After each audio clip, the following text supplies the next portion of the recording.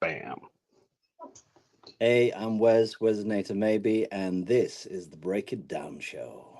I love when I don't have to even cue that. You just know. I mean, I pointed because that's part of the thing, but I don't have to even tell you because you're that familiar, and I love that we have. We've Even done it though a it's few times. yeah, even though it's across an ocean and across the bulk of at least depending on where you're at, a continent I'm or a in, continent and a third, we yeah, get to I'm in hang out and Belgium do at the moment. things. Yeah, yeah. Thanks for coming on the show, man. I appreciate it. Pleasure, pleasure. When I say rock the house, what does that mean to you these days? Brian Setzer? Okay, yeah, I can get Gonna that. rock this house. We're gonna rock it inside out. Yeah, yeah. Um, it's funny how rock has evolved and changed. I think a lot about as I learn more about music and you own more genres, in like what you've experienced and seen and everything. Mm, And like early punk rock, early new wave, still rock and roll, of you know? course, Yeah. of Is it course. Yeah, is yeah. modern music still rock and roll? It can be. Definitely can be. Yeah, yeah. You have the right ingredients, the right attitude. It's definitely Yeah. rock and roll. Yeah. What what defines rock and roll to you? Is it attitude? Is it instruments? A little bit of both? Something else? I think I think it's attitude. I think the term rock and roll has sort of permeated lots of different things. It could be talking about something completely different, and you could just go, yeah, that's very fucking rock and roll. Yeah. um, but I guess it always harks back to musicians living a particular lifestyle, pretending, well, not pretending, but acting in a certain way on stage and stuff like that. Yeah. You know. One of my friends growing up, a couple of them, grew up in the Gilman scene in Berkeley during the Hmm. early punk rock days. Yeah. And I got a chance to sit with one of them recently, and he still lives a very genuine life to who he was back then. He wasn't putting it on, he wasn't like wearing the right kind of clothes. He just was punk rock. Drinking the right stuff. Yeah, yeah, yeah. And his folks kind of were in their own way, like the hippie version of punk rock. Hmm. They Hmm. did the things that, and these aren't the traditional like peace, love, and have sex and drop LSD kind of hippies. They were the kind that like, we're going to make our own tea and our kids like BMX bikes. So we're going to start a BMX local magazine and, things like that, where they just got really rooted in their community, the things they did. Yeah, And it yeah, was yeah. neat to see that. And that's very DIY. That's all very punk rock. Mm. Yeah, yeah, absolutely. Yeah. Absolutely. That's super cool. Yeah. Yeah. Yeah. Yeah. I mean, it's 50 years ago now, 40 years ago, whatever, we're all old people around here, but yeah, I've been thinking a lot about that. Like, when you talk about a genre, for a long time I was trying to figure out what was the difference between disco and funk, you know, and it's just a tiny thing, but you know it instantly when you hear it, right? Yeah, no, no, absolutely. John would have something to say about the drums. Yeah, yeah, you would, yeah. You can do the exact same rhythm section, but if you throw Mm, a violin on the top, that's disco. we got disco. Yeah, yeah, yeah. Yeah, And cool but and cool clothes. yes, exactly. If you're, Flares. yeah, you could probably wear the same clothes, but the way you wear it, that's a different thing. Yeah, it's funny. Yeah. Anyhow, Yeah, yep, I never got that thing, where people were wearing those buttons, no disco or death to disco. It's like, come on, right. man, it's I such like cool dancing. I music. like girls. Girls like Yeah, dancing. All right, let's go. Disco works for me. exactly. And if you can dance a hustle, you can clear the floor out. You can just go to any one of the hustles Yeah. and everybody's going to get down with you. And it doesn't got to be complicated. A hustle is a very simple dance. It's less energy than like a Charleston or something. Oh God, yeah, yeah, yeah, yeah, yeah. Definitely, definitely. Yeah. Anyhow, Yeah. so I get lost a lot of times in thinking about genres and what genre is this. But sometimes you'll have something land, bam, and you're like, oh, that's this, whatever it is. Like when, I don't know if you know this, but Lana Del Rey did a cover of Doing Time by Hmm. Sublime, but it's trip hop. And I never Yeah, say the words trip hop. I don't study trip hop, but the second I heard it, I was like, oh, it's a trip hop version of Doing Time. And I love it. It's great. yeah, yeah, yeah, yeah. I mean, I'm a bit annoyed and bored with genres because it's sort of, you know, record labels love genres because they like pigeonholing bands. Mm, And sometimes it's detrimental because a band will come up with a, I use this word very cautiously, unique sound, right. and they just can't handle it. They're Yeah. like, well, where do you fit? Where do we put you? And it's like, well, you don't. We Right. are what we are, you know. I think that's why Faith No More, even though they are massive, never got as massive as they are because they straddle so much. Yeah. There's Yeah. avant-garde, there's metal, there's jazz, there's rock. It's I can just imagine the A&R guy going, "Oh fuck, where do I put this?" Hmm. Hmm. you know, but And they are massive, right? If you were going to mm, start a band and you were like, if we can get to like where Faith No More is, we've got it made, right? But absolutely, yeah, when you yeah, think about it, like in the pantheon of rock, I don't even know if they're in the pantheon, because you can be massive, but massive is so massive itself, mm-hmm, mm-hmm, where like you and this is me, I'm not making bad things about anybody, but you get the luxury of playing county fairs every summer and making money playing music, your originals. yeah, That is the epitome of success in music. It doesn't sound like it, but it mm, is. definitely, definitely, yeah. I always want people to stick to their guns and go, well, we want to put in this reggae bit and we're going to put it in, as opposed to we can't do this because then we no longer fit in this Right. tiny little box. Just Yeah. have some balls. Have some balls. Yeah. Yeah. Man. Well, I got a lot of things to say about having some balls. I was uh I was Well, disappointed. This is the kind of asshole I am. I was disappointed in Beyonce's Grammy-winning album of the year, mm-hmm, country mm-hmm, album, because I didn't hear any country, and she brought Willie in for like little snippets. Like, where's the duet with Willie? Why not sing some Hank Williams song? Not Hank Williams mm, Jr., Hank Williams songs, and really do an homage. See, it's like here's the thing, right? And this is Pete putting his bullshit producer hat on, but if she told me she was going to sing Jolene, I'd be like, oh, B, you are Jolene. You don't get to sing about being afraid of someone taking your man and sing it like I'm Beyonce and all big and huge like she does, right? It's dissonant and not in a good way. At least that's what Pete says. Again, I'm not a real producer, but I would advise her to slow it down and be a little more country in her country. Have some upbeat tunes, more Beyonce things, but mm-hmm. you know, Yeah, I don't know. It's tough. I think it probably falls into that whole thing of pigeonholing. It's like, oh yeah, country is all hip right now, so yeah, let's do a country record. You right, know, yeah, yeah. uh, Yeah, I mean, it I get sells. like, yeah, yeah, no, come on, it sells, right? That's what matters, right? There's always that thing too between art and popular and trying Mm, to balance that. mm-hmm, We've been mm-hmm, talking about that with the movie stuff I've been talking about the last couple of shows, but there mm. is that demand. Like, are we going to get paid or are we going to do something that's great? Yeah, of course. Yeah, yeah, Yeah, always. You know, do we want to be cool or do we want to be cookie cutter? right, right. Very few bands can do both. True, Yeah, true. Yeah, yeah, yeah. yeah, Yeah, not always helped by the sort of framework that yeah. labels put in place. You know. What are you working on right now?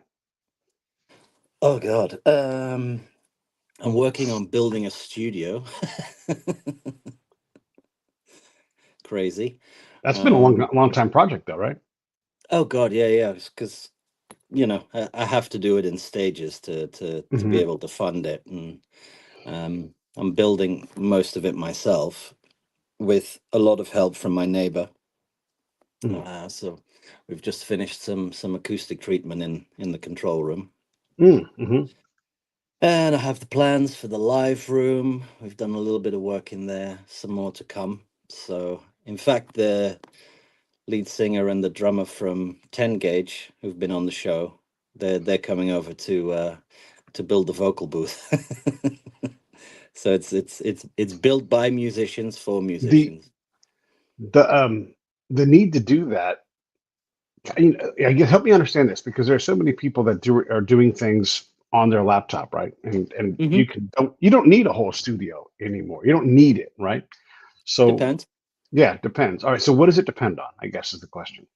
Um, well, it's yes, you can do everything on your laptop and you can program everything. Which I mean that's a whole different conversation Right. where we go into again that word cookie cutter, where you start listening to music and everything sounds the same, simply because it is the same. Everybody's using the same samples, everybody's using the same Mm, sound files, sample packs, presets of EQs, and there's all our heroes are online saying this is my preset of how I do it, right. and everything sort of ends up sounding the same. Um, yeah, so a lot of stuff you can do in the box, which is Hmm. cool because it means a lot of music is being made that otherwise would not necessarily be made because of budgets. Um, but having a room that takes you out of your comfort zone, where you're on the spot, you have to be prepared because studio time is expensive. So you do all Hmm. your pre-production, and having a room where you can play together. Because yeah, you Mm, can have a drum take and it's great, and then the bass player plays to that drum take, and then the guitarist plays to that, and then the singer sings to that. It's all cool, but if you're all in the same room together, there's a little extra, there's an energy, you're vibing of each other. Somebody might make a mistake that leads to a super cool idea. right. And, th- th- it's cliche, but it's the room where the magic happens. There's an Yeah. energy. People are interacting rather than, here's here are the fries from McDonald's. Here is the burger from In and Out. Here are the tacos from Taco Bell, and we'll put them together. Yeah, it's delicious, but it's not a meal cooked by a chef who pours his entire heart into the dish. Yeah. Yeah. Is the speed of magic, is that too slow for this the modern industry because it is so much faster just to crank out the next thing? Yeah, but is it magic then? You're Yeah. I mean, cranking yeah. I mean, something yeah. out Right. quickly, but I mean, do you need to churn stuff out quickly? No. I mean, when I'm working with bands and they're like, oh, we're gonna go in and record an album. Okay, that's cool. Hmm. Um, yes, we can record the whole album, but don't just drop the whole album and then it just goes. It's like it's Right. fleeting. People's attention span to TV or music or whatever is a lot shorter. And with social media, you need to keep people engaged. So if you do have a full album, great, but drop it bit by bit so people see there's new stuff happening all the time. Nobody's sitting around waiting for a full album, Right. really. Right. So yeah, that means you can record everything in one hit, or financially, especially for younger bands and upcoming bands who don't have massive budgets, we'll go in for one song or two songs, and then a couple of months later we'll do the next bit, and it's a lot easier to stagger it, you know. Hmm. What level of band can release an album reliably? I mean, obviously you have to have a built-up audience. So, I mean, and a lot of bands do, but at what point do you think would you advise? an act to say, why don't you do this time release thing?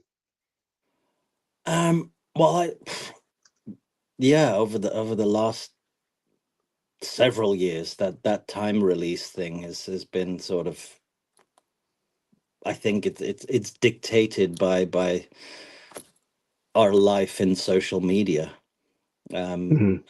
Okay, if you're a really well established band, then yes, you could drop an album, and then that's fine. Um, I think that's more down to bands being in a comfortable position where they don't have to keep people entertained for for lots of little bits of time. Yeah, If it's like, whatever, the Rolling Stones, boom, yeah, it really doesn't matter what they do. They yeah, could bring out yeah. one song or they could bring out a triple album. It'll be fine. Right, But right. they've put in the legwork. They've been No, going for so long. certainly. No You one's ever know put in more legwork than the Stones. I mean, they are the exactly. legworkingest motherfuckers of all time. Yeah, yeah. It is interesting though. I mean, there is a way to do it, and there it is an art form. If you choose it to be, the album can be its own art identity. Like in the pace of it, and we used to do album fights, and you could see Yeah, like what they were trying to do. We're going to slow it down exactly. here. You know, Yeah, do people absolutely. want that though? In general? Uh, I think that is probably coming back with vinyl Hmm. stepping up again. So I think a younger generation is definitely learning about the album journey Hmm. again, and the artwork, and just opening the gatefold and reading everything, and because we lost that for a very, very, very long time. This, Right. the Right. icon is about this big and nobody gets credits. Yeah. Yeah. Yeah. um so with the resurgence of vinyl, I think a certain level of that is coming back, and fingers crossed Yeah. And it's that harder. that keeps going. Yeah. Right. Right. And it's harder to get up out of your chair, walk over to the record player, and listen to part of one song and put another song on the record player. And that's sort of the Exactly. point. It's like Exactly. when you go to a symphony or a concerto of some kind, and you sit there, that piece of work, it's not that long, 90 minutes maybe, but Yeah. it will take you on a ride. But you have to sit there and Yeah. buckle Yeah. up and go on the Yeah. fucking ride. Yeah. Yeah. I mean, how many people, if you ask them, just sit down and sit through an entire record? Right. You Yeah. know, Yeah. not many. No. No. No. No. No. No. You Right. know, Yeah.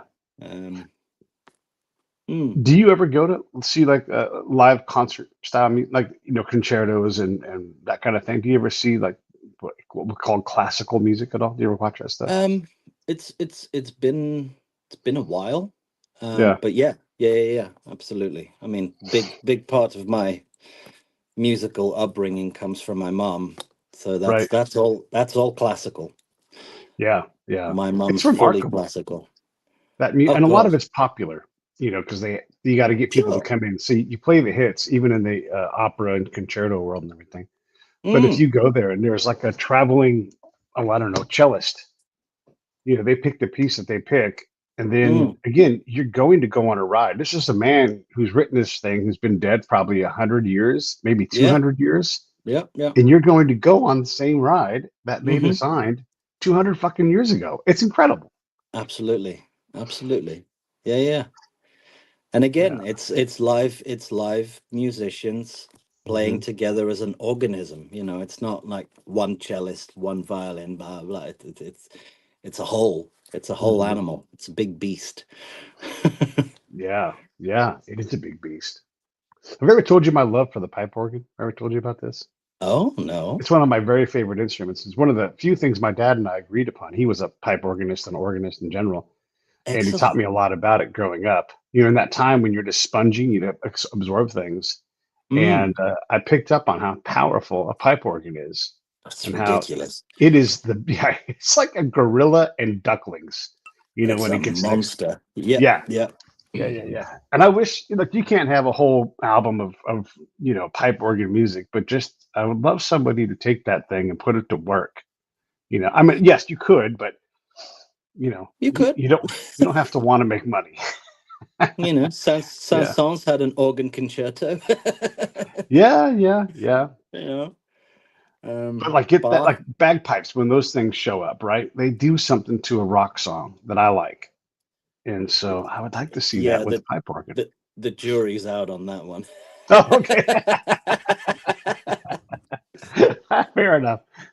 There is there is a reason that the Scots call it the agony bag. Oh, well, yeah, yeah. I'm not saying like a whole goddamn album of it, but maybe one album, where you do that. But when they do show up in songs, they're pretty damn awesome, I think. But maybe not, Yeah, huh? no, no, definitely. It is not the most automatically euphonious thing, like compared to, I mean, even a nose whistle, has a better basic sound. Yeah, it can be quite brutal. Yeah, yeah. There's a UK Indian, I want to say, Hmm. comedian, and he does a skit about the bagpipes. Around the whole thing, when the orchestra is created, I'll look it up and I'll send you a link. It's Yeah, please. hilarious. Yeah. It's painfully hilarious. Oh, that's good. I love it. I love it. Yeah. Okay, so when we look at modern music, we want to be old men and just like, man, it all sounds the same. But a lot of it does sound the same, very similar. A lot of ideas that have been reused several times. Like Mm, mm. in the early hip hop days, they hadn't done it all, and No, so you it's could true. go into this catalog, that catalog. Is it just, I mean, there's more and more music, but is it less and less original? Is that fair to say? It's yeah, big statement, but I personally, I would agree. I would totally Yeah. agree with that. Yeah, yeah. Um, yeah, and also, I mean, don't forget, in the early days of hip hop, that the technology was still, I mean, you had to work at it. It's not like now you just open up Logic and or GarageBand or Ableton or whatever, and that loop is there, that loop is there. Copy that 16 bars, copy that 8 bars, boom, and put a rap on it. Yeah. You know, Yeah. the technology is great. It's fantastic. We can do stuff that you would never able to do. But with that comes also a little bit of a dumbing down. You know, Yeah. Yeah. well, I'll probably get shot for saying stuff like this, but gives a fuck. Yeah, but there's still, Tom Scholz's and guys like Trent Reznor still like in their basement, and they're making incredible music, doing the very thing you just described, right? Yeah, because they also come from that era. You know, Mm, hmm. um, I mean, Tom Schultz did all that shit on a tape machine. Hello, That's amazing. Yeah. um, you know, you need to be able to you need to be able to use one of these. Oh yeah, right. Even know what that is, Yeah. Single-edged razor blade, Yeah. not just used for cutting up cocaine. Right. It is interesting because the proper use of a medium, you Mm, know, and understanding the nature of whatever kind of tape, even really, mm-hmm, magnetic tape and all mm-hmm. that, and how to best use it. I mean, you partly got your degree at the place you got it because your dad was sniffing around for the whale blubber smell. Like, is this He is this was. yeah, that He shit was. matters. It does. It does matter. And I mean that's what gave me, my training. I had to learn how to use that razor blade. And, my teachers would just go, here's this piece of music, edit it down to like 2.5 minutes. But you have to make a decision. When you put that razor blade through it, you've made the cut. Yeah, Um, and that's it. The other piece of tape is on the floor. Your fellow student has probably stepped on it, so you can't put it back. Um, yeah, Yeah. and that's it, but I still use the technology like that when I'm Yeah. recording and something goes down that I don't like or I think it's not good enough. I'll throw it away, and it freaks a lot of people out. They go, "You didn't keep that?" And I went, "No, it sucked. Why should I keep it?" I keep you it. know Yeah. I know you can do better, so go in Yeah. there now and knock my socks off. Right. There's no Yeah. reason for me to keep it, because in 3 months time you have a dream that maybe that word in that shitty take was good. Right. Right. Yeah. Decision making.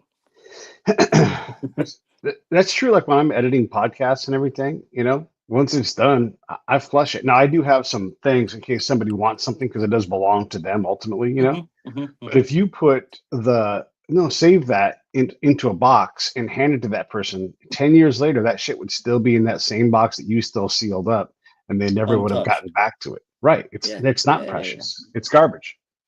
yeah. Yeah. No, no, Tough to say. agreed, Yeah. agreed. Yeah. So yeah, studio build, crazy me. That's what's happening. I'm working with an exciting new band, Hmm. um, which is that it's a funny combination. It's sort of a third Belgian, a third Italian, and a third Las Vegas. So a quartet. Now, how many of us are there? Drummer, bass player, singer, Just guitarist, and occasionally me. So it's five of us. no, but you're evenly divided between Italy, Vegas, and Well, I mean, the Italian thing, the guys live over here. They're, okay. Yeah. they were born here, they grew up here, but Yeah. they're Yeah. very much Italian roots. Yeah. So the But food you're is in the fucking band. amazing. You're in the band. No, I'm producing, recording, and occasionally, well, co-writing, and Sure. occasionally I'll add backing vocals and some guitar parts or something. Yeah. Yeah. So it's mainly drums, two guitars, couple of lead vocals, and bass. And they're That is fun. called Type 1. Type 1, everybody. Let's pay Mm-hmm. attention to that. Let me pull that up and put a link up here. Type 1 band.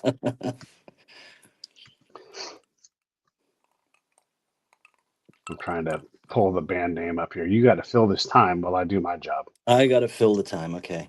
Okay. Well, they're called Type 1 because Anthony Serrano, the lead singer or co-lead singer, has type 1 diabetes. Gotcha. So we came up with that name, and the plan is also, when the band gets rolling and gets a bit more word out there, to help out and do some stuff for charity, so that we can help out people with type 1. And like Davide, the drummer, says, especially in America, because the whole medical system is a bit scary out there. uh, Yeah. and Yeah. and Yeah. insulin costs a lot of money. So if there's anything the band can do to somehow support that, that's the idea, that's the plan. That's part of the mission. All right. I'm going to put a Hmm. link up here for Yeah. Apple iTunes, and we'll you guys take a look at that. Kapow. There's the Apple link right there for it. I think I got the right band, but if not, just keep typing type 1 until you find it. You guys know how to work the internet. They don't need me to tell you how to do that. Well, But the song always names support are acts. Road King, Black Dress, Catch Me Alive, and Freshman Year. Those are the four Okay. that are out right now. Road King. What is it called? Road King. What else?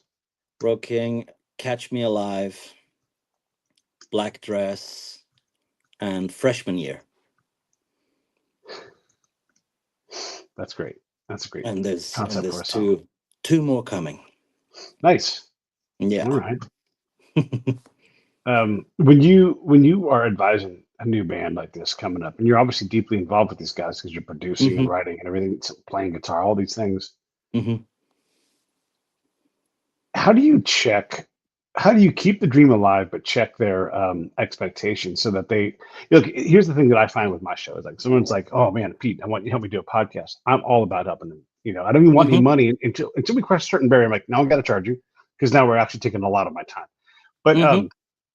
they're like, "Let me tell you the name," and I'm like, I give fuck all about a name. I don't care what your show is about.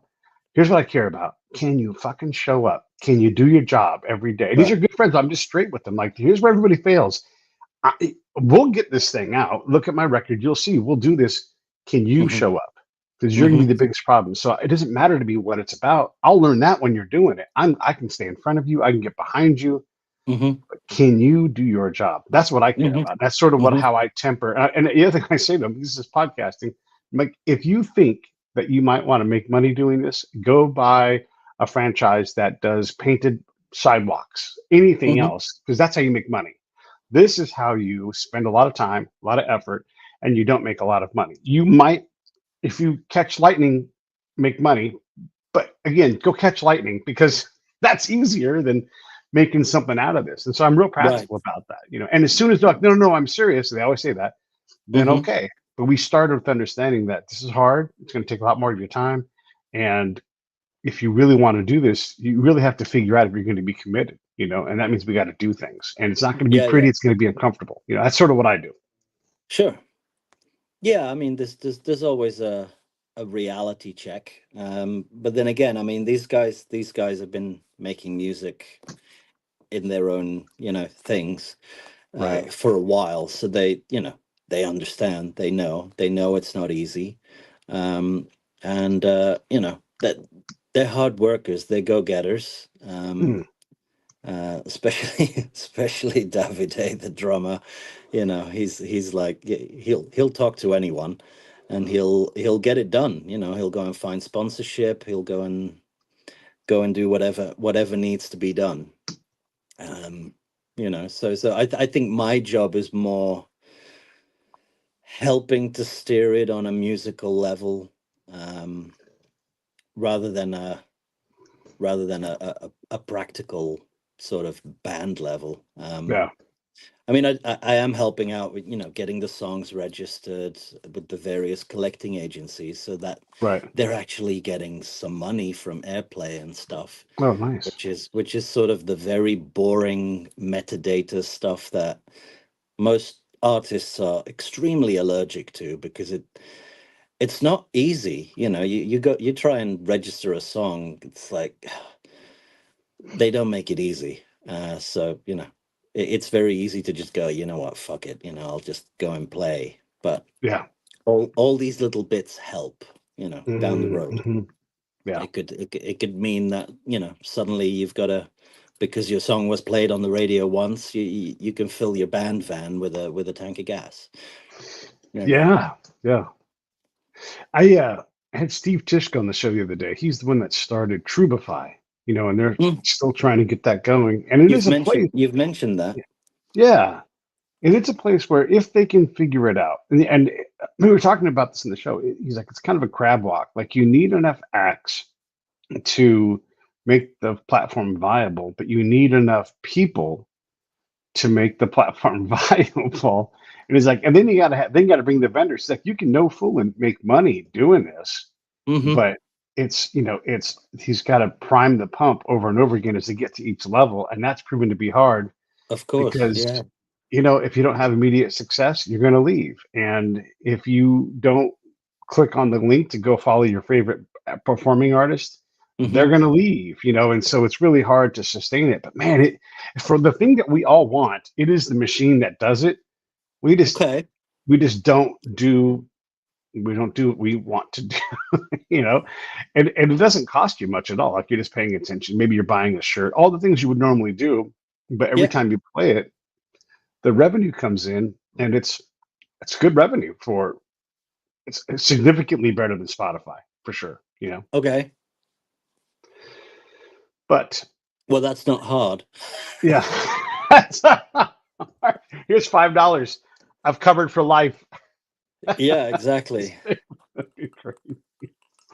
Yeah, it is not hard to beat it. Yeah, it's Yeah, don't interesting. get me So don't get me started on Spotify. Jesus I know. Christ. Well, and it's they're a good middleman, and they have the audience, right? They are better.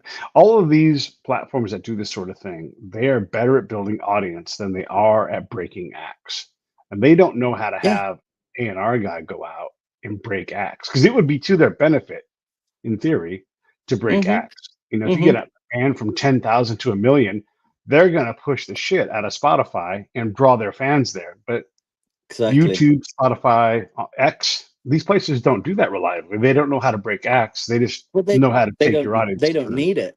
They don't need it Right. because they've got all the big ones anyway. So, you know, Yeah, you're right about that. what's another million to them? Nothing. Yeah. Yeah. Yeah.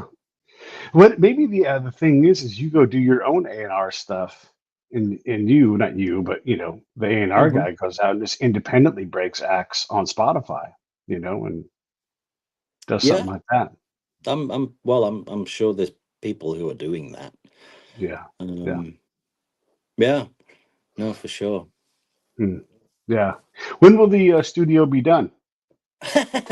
How long's a piece of string?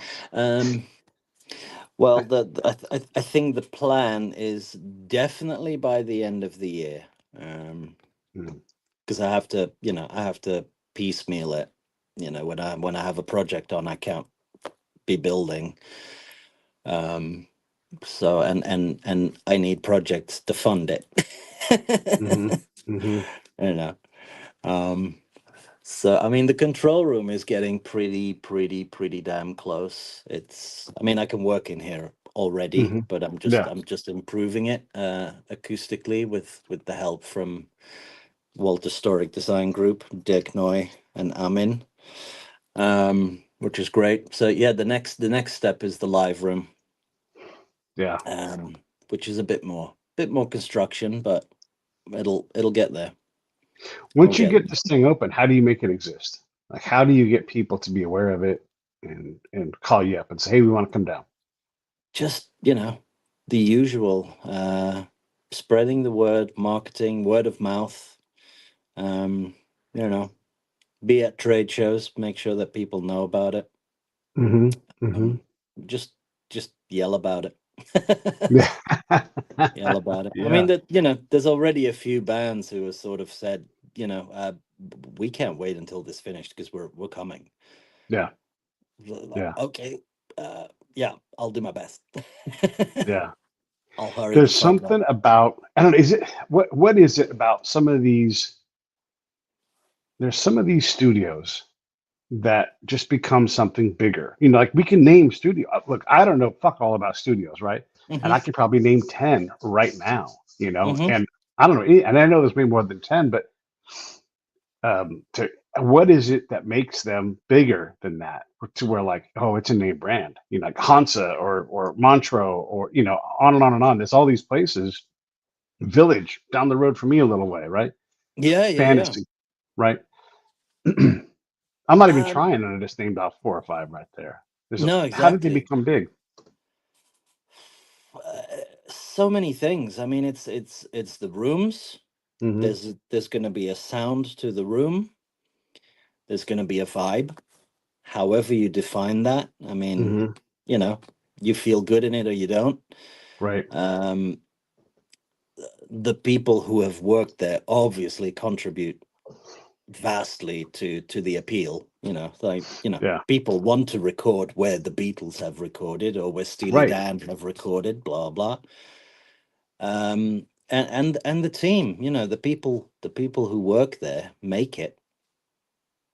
If anything is possible, if they make you feel good, if they make you sound good, all of the above. It's Yeah. again, it's all the little ingredients that make the whole meal.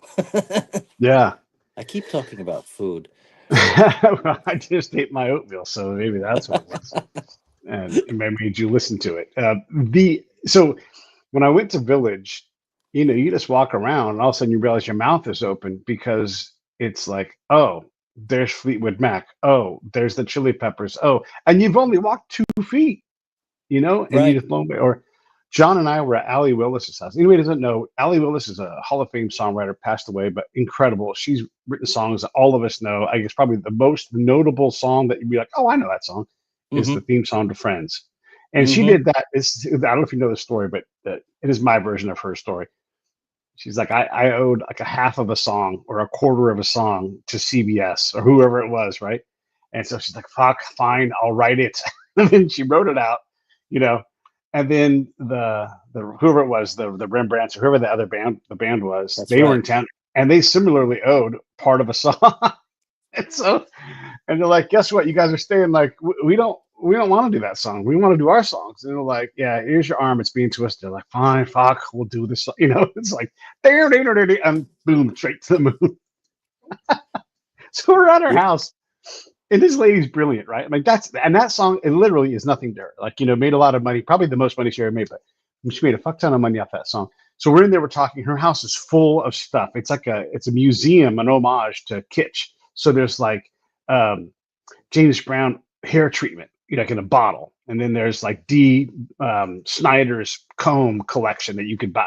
All this shit all over the house from Holy like shit.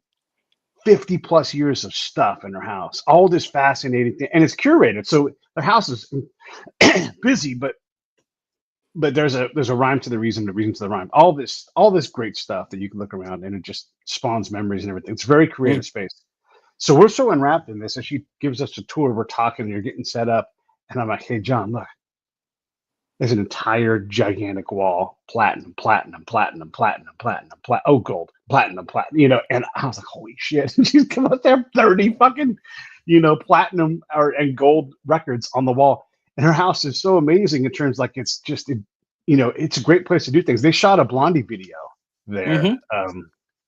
In her backyard. Her backyard, she had an old like Hollywood executives bungalow where they would take the young girls and have sex. And so they had this pool in this great area. And she was an art director for videos. And so there's a video where Debbie Harry's like rubbing up against the wall and that's my wall. That's where Debbie Harry did this whole thing. But her house was so interesting that we didn't even notice until way later this amazing collection, the studio grade collection of smash hit songs and albums. Yeah. Yeah. Yeah. Crazy. Yeah. Yeah. It's crazy. That's cool. Yeah. Yeah, it is. It is. She was such a nice lady. And boy, she was just entertaining as fuck, man. She was the best. Yeah. Yeah. That's She wrote great. September. Yeah.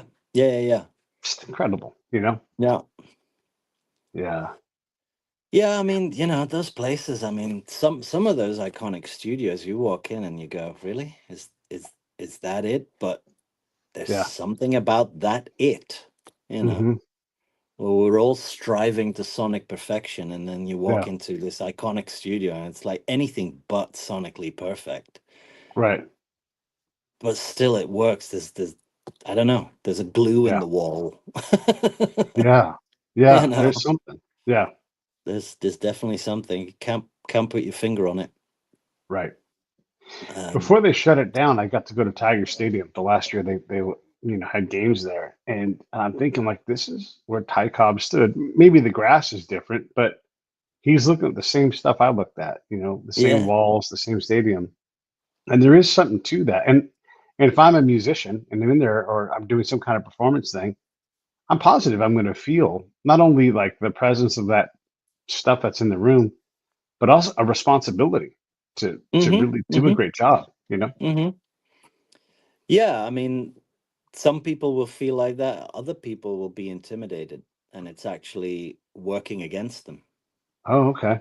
Yeah, yeah, yeah. I've come across artists that just go, I, I, I, I cannot do my vocals here. I need to do them at home. Right. This is too much. It's like, yeah, that's Huh. crazy. It'll Interesting. push certain people, and it'll definitely put certain people off. Hmm. It's Hmm. very interesting. How do you help them figure that out? Um, well, I guess we come across that if things are not going well, Hmm. and then yeah, we'll just talk it through, and sometimes the solution is that the singer or the guitarist goes home and do their bits over there, and sometimes it's just like we're sitting here just having a talk and talking it through, and maybe talking about some of the people who were there, and just make it feel normal and part of this process. And some people just get it, and then that might just push them over that little level, and suddenly they'll put down something that's they didn't even dream about being able to do. Yeah. you know Yeah. which is Yeah, the magic we were talking about earlier. that's that magic. Yeah, yeah. That's you think about the magic again, going back to that, and Mm, something shows up, and I love YouTube, so I love all the YouTube stories and everything. But they find that they say God enters the room, right, and they seem to know how to make God show up. Because it's yeah. not just that, like, I love you too. It's that these people who've recorded all of this music, I'll go, that was special. Hmm. I mean, if Hmm. you're blowing Brian Eno away, you've done something special. And so it's interesting. Can musicians learn to channel that magic, that God? Can they get better at it?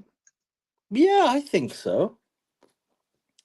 I think so. I mean, it's not necessarily God or a spirit or anything like Hmm. that. It's just that little whatever muse or whatever it is. Hmm.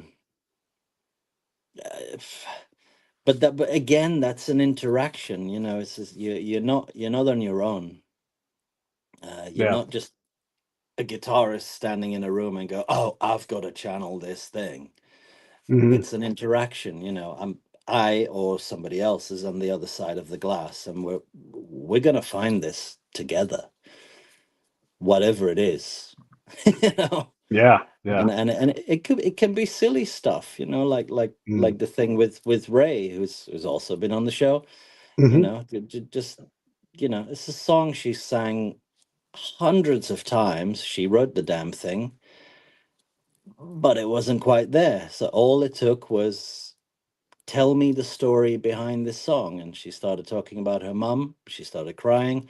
Boom, sing it now. And oh my God, gut wrenching vocal performance. That it can be as simple as that. Yeah. Yeah. you know.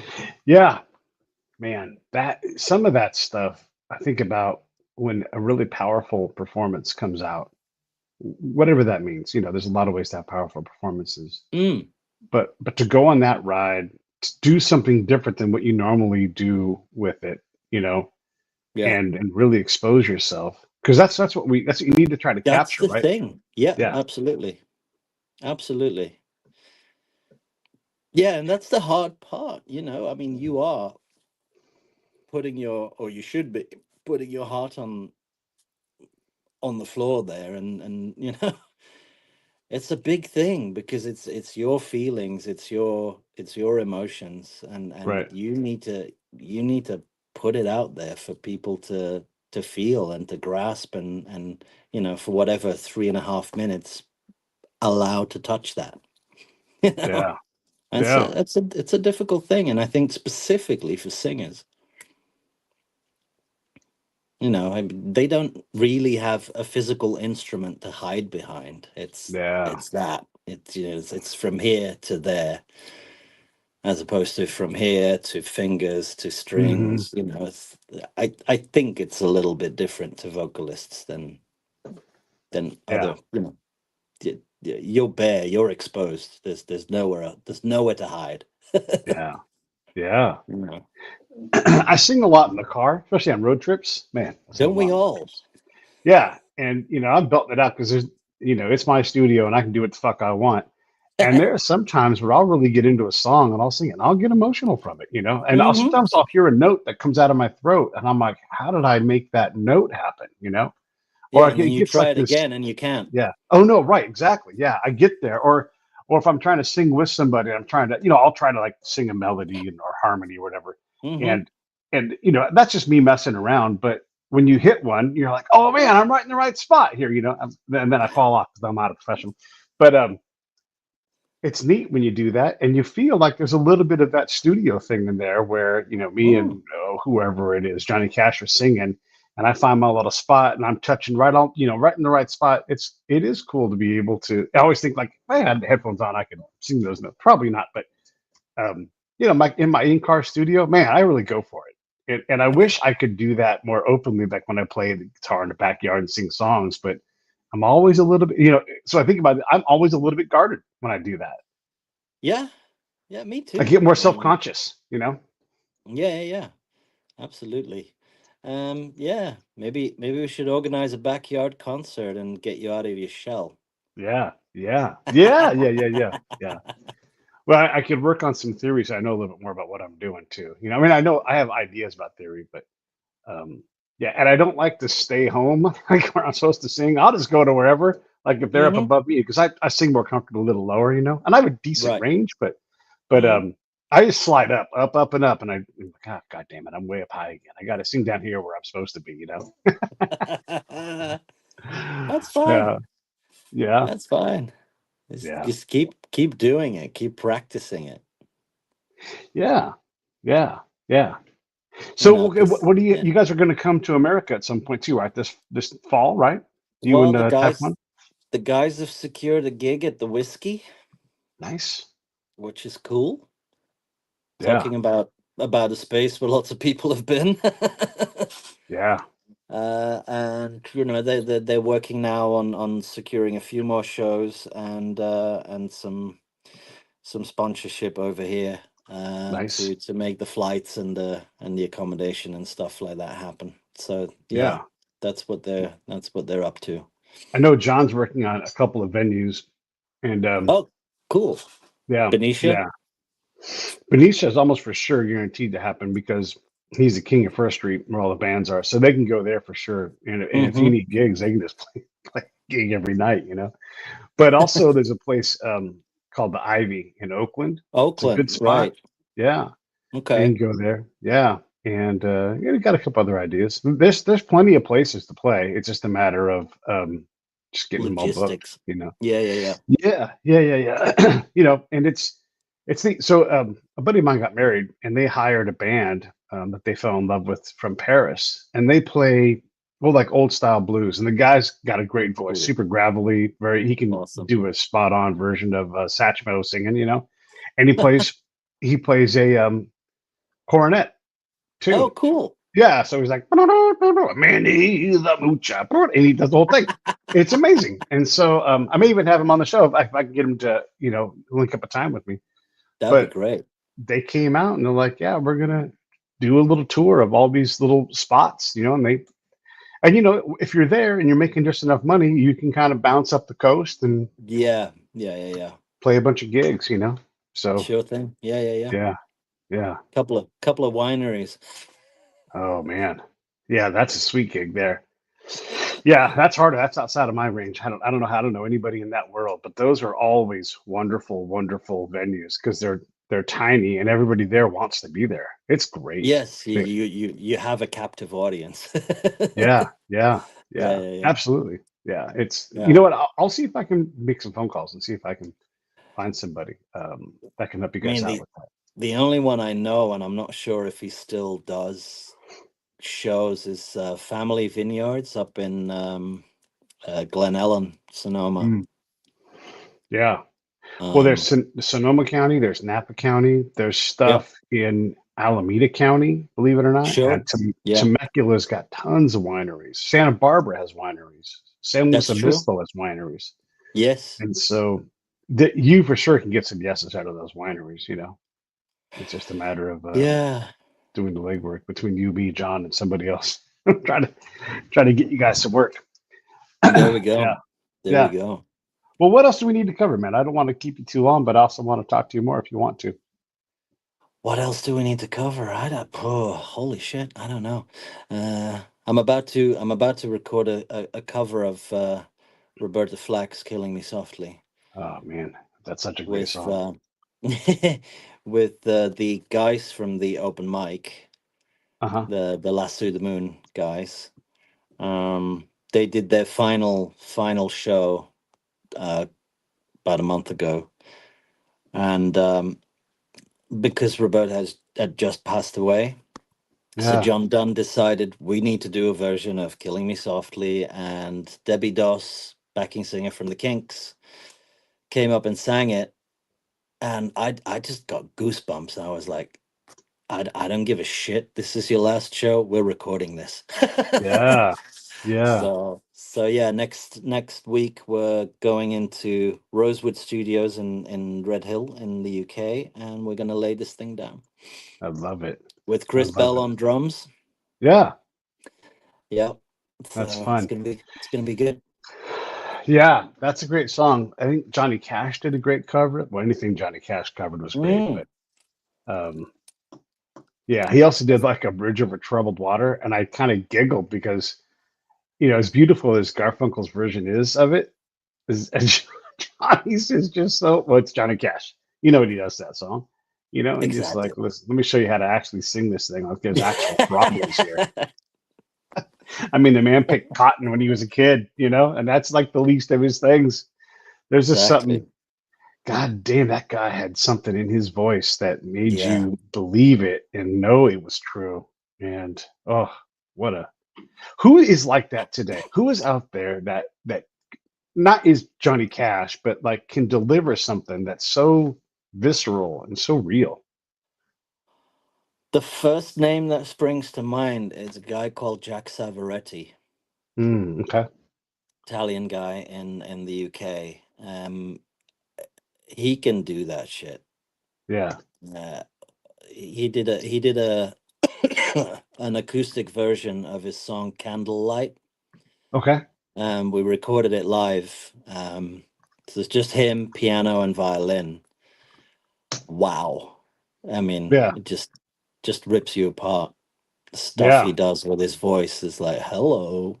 You Yeah. can just see it. It's his whole face, his whole body is into it, like Joe Cocker style.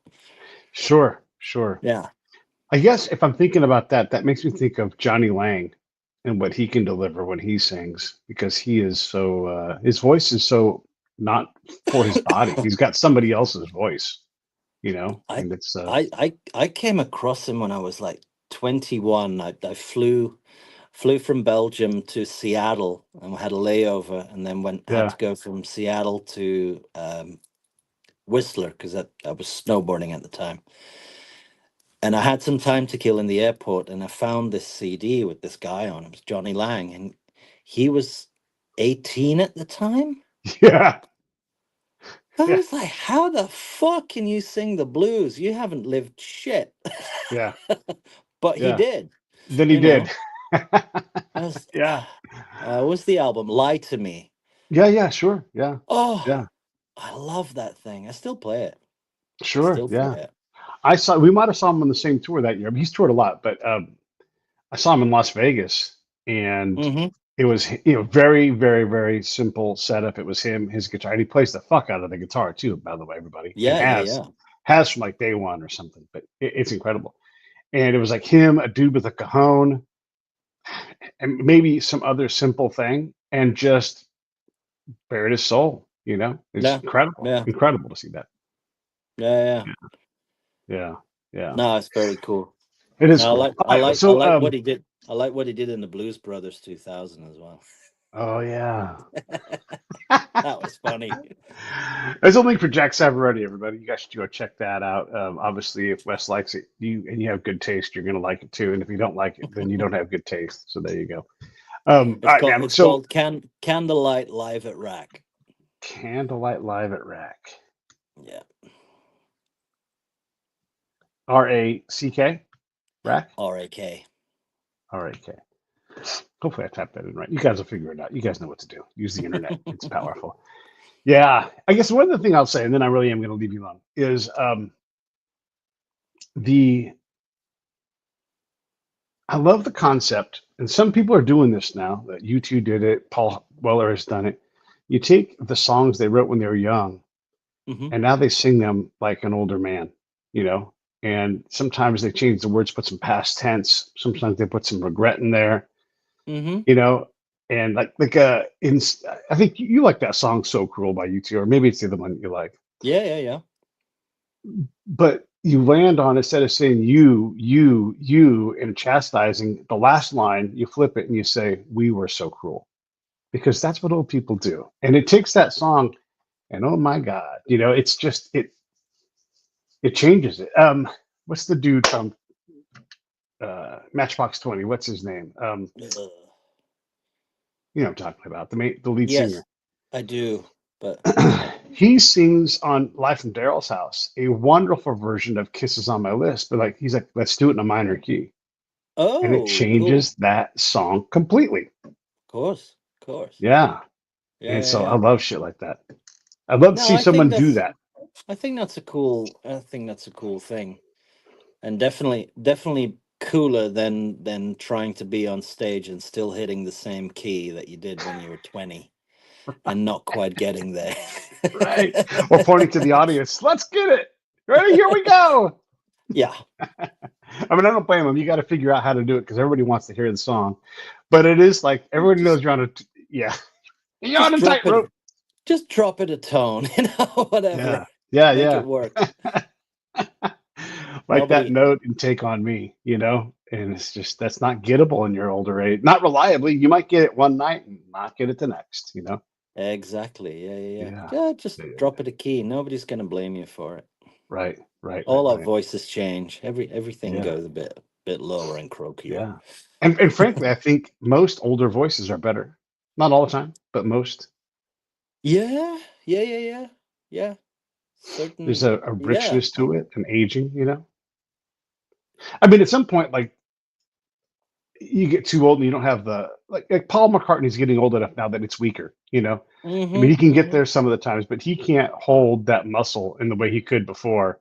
Mm. But 10 years ago, I thought his voice was better than ever. Like Yeah, yeah, yeah, it was yeah. so fantastic, Yeah. you know. But Yeah. when you turn 80 something years old, you're old. Yeah. I mean Paul Rogers to me is the same. He's like I think he sounds better now than in the heyday of Free. Yeah. Because Yeah. there's more gravel to it and it's rounder and it just kicks ass. And they're better at using it, Of course, you know. Yeah. experience, you know. All right, man. I'm gonna quit fucking with you. Thank you so much, man. Always a pleasure. I can't wait to see you later this year. Let's get that band. Everybody, go check out Type One. Give those guys some spins, and Thank you. yeah, let's get you in some wineries. And I will. Oh, Rob Thomas. Thanks, Brad. Brad wrote down Rob Thomas. Yeah, Rob Thomas. Go check out Rob Thomas singing Thanks. "Kisses on My List" in the minor key with Daryl Hall's world class band. And all right, I'll say goodbye to you in a second, Wes. Everybody else, I'll see you on Monday. Later.